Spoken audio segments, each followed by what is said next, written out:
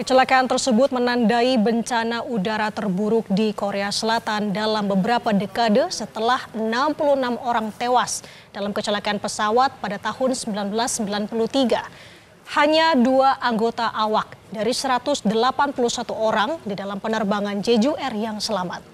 Ketika jet penumpang tersebut jatuh di Bandara Kabupaten Muan Barat Daya, Korea Selatan pada hari Minggu lalu. Saudara, kecelakaan pesawat Jeju Air yang menewaskan 179 orang menjadi salah satu kecelakaan terparah dalam sejarah penerbangan dunia. Diduga kecelakaan itu akibat tabrakan dengan kawanan burung atau bird strike. Seberapa besar bahaya serangan kawanan burung di area landasan? Dan apa analisa kecelakaan pesawat Jeju Air? Bagi ini kita akan bahas dengan pengamat penerbangan bersama dengan Alvin Lee yang sudah terhubung bersama kami melalui sambungan Zoom. Selamat pagi Mas Alvin. Selamat pagi Mbak Nanda. Mas Alvin, ini tampaknya akhir tahun yang kelam untuk dunia penerbangan, Mas Alvin. Bagaimana melihat kecelakaan Jeju Air ini? Apakah betul bird strike bisa sangat seberbahaya ini, Mas Alvin? Ya, bird strike atau pesawat menabrak burung itu walaupun jarang terjadi, tapi bukan sesuatu yang luar biasa. Pilot-pilot sudah diberi bekali pelatihan untuk mengatasi jika terjadi bird strike. Demikian juga pesawat-pesawat modern ini sebetulnya juga sudah dirancang jika mengalami bird strike, misalnya salah satu mesin mati pun itu masih bisa dikendalikan. Nah, bird strike tidak menyebabkan roda pesawat tidak bisa keluar, dan juga dalam kasus Jeju Air, selain roda pesawat tidak keluar, flap juga tidak dalam konfigurasi untuk pendaratan.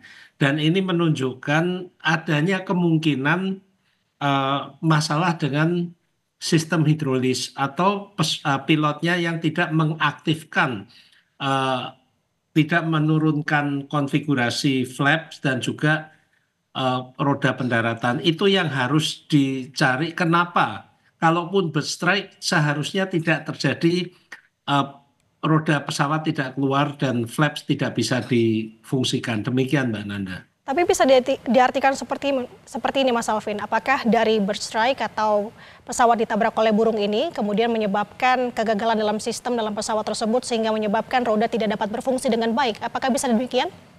Tidak, secara sistem kalaupun bird strike itu ada burung yang masuk ke mesin, apa yang perlu dilakukan oleh pilot adalah mematikan mesin itu, tidak langsung terkait dengan sistem hidrolis. Nah, apa yang terjadi ini semuanya sangat cepat ya. Memang saya juga meragukan apakah benar masalahnya adalah bird strike. Memang ATC sempat memberikan peringatan kepada pilot bahwa ada sekawanan burung dan resiko bird strike. Kemudian 1 menit setelah itu pilot menyatakan emergency mayday, tapi kita tidak mengetahui apa yang menyebabkan terjadinya kondisi darurat tersebut. Apakah benar bird strike atau ada masalah lain? Ini yang kita perlu cari informasinya. Tidak langsung bahwa ini pasti dipicu oleh bird strike. Karena kalaupun bird strike itu tidak menyebabkan masalah pada sistem hidrolis dan tidak turunnya roda pesawat. Demikian. Oke, Mas Alvin, saya mendapatkan informasi di tanggal 27 Desember atau 2 hari sebelum kejadian ada kendala teknis. Bahkan pesawat serupa digunakan menuju Jeju, dari Jeju menuju ke Beijing, ini harus dialihkan. Nah, pertanyaannya adalah apa ini ada kaitannya dengan kejadian 2 hari sebelumnya terhadap pesawat dalam kecelakaan tersebut, Mas Alvin? Ya, ini yang perlu kita cari informasinya karena pesawat yang mengalami kecelakaan pada tanggal 29 Desember itu mengalami masalah teknis pada tanggal 27 Desember, pesawat yang sama. Jadi 27 Desember mengalami masalah teknis sehingga harus divert ke Incheon.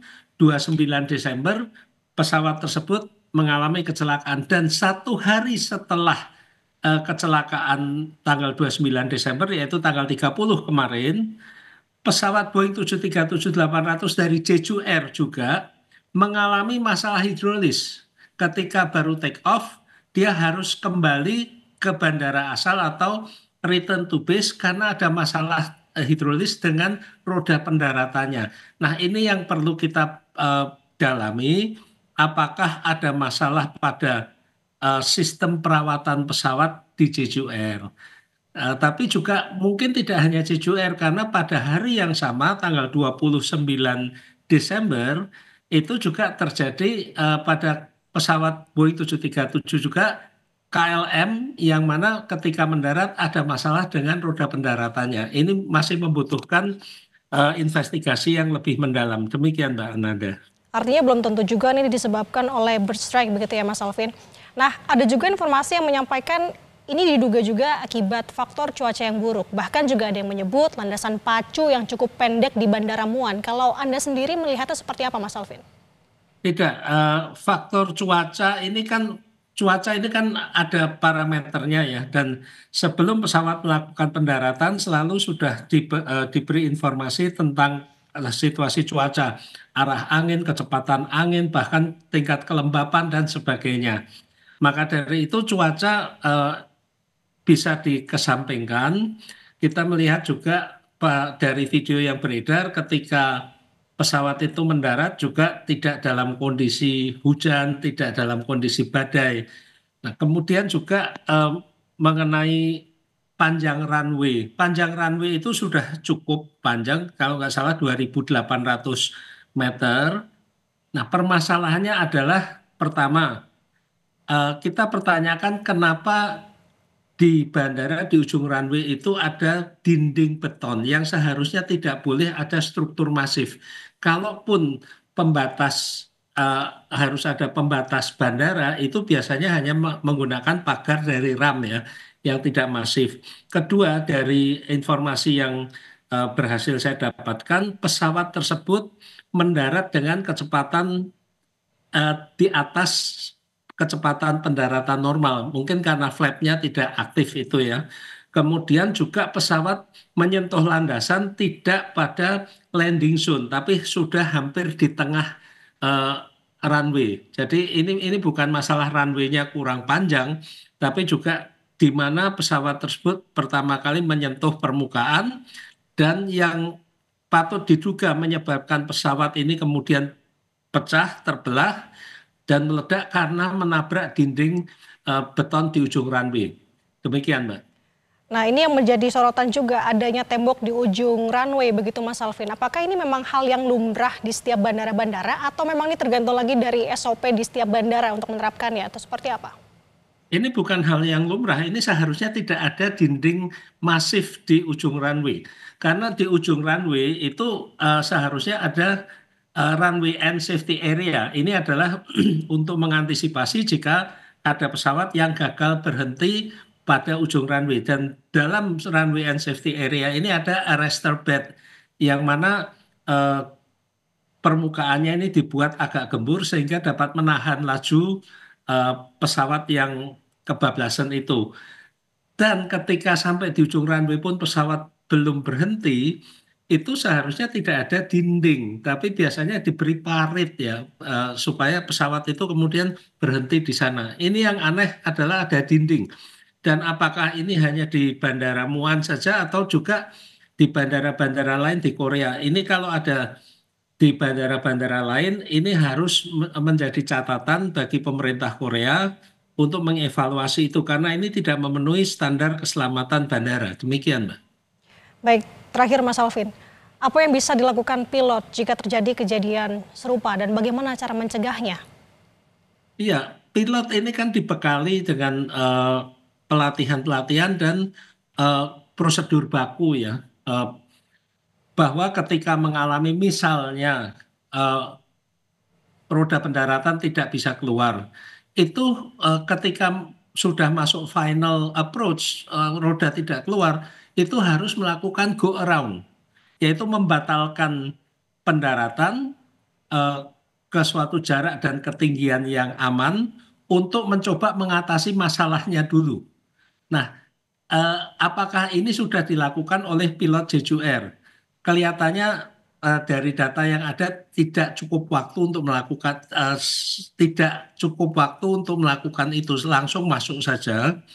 Eh, Jadi kalau prosedur itu dijalankan semua, seharusnya tidak sampai terjadi seperti ini.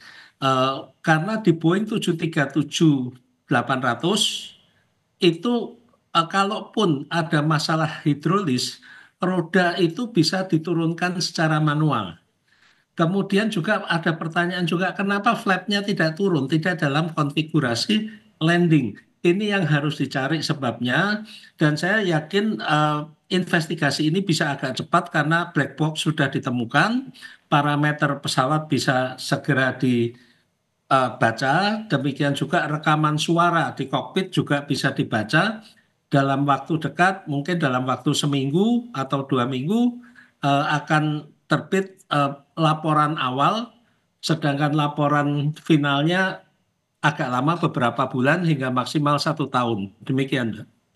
Berarti artinya kita sama-sama menunggu karena saat ini tengah dilakukan investigasi oleh pemerintah setempat. Terima kasih atas pemaparannya dan kebersamaannya bersama dengan kami di Sapa Indonesia Pagi, Mas Alvin. Pengamat Terima kasih, penerbangan selamat Alvin, terima pagi. kasih. Sehat selalu.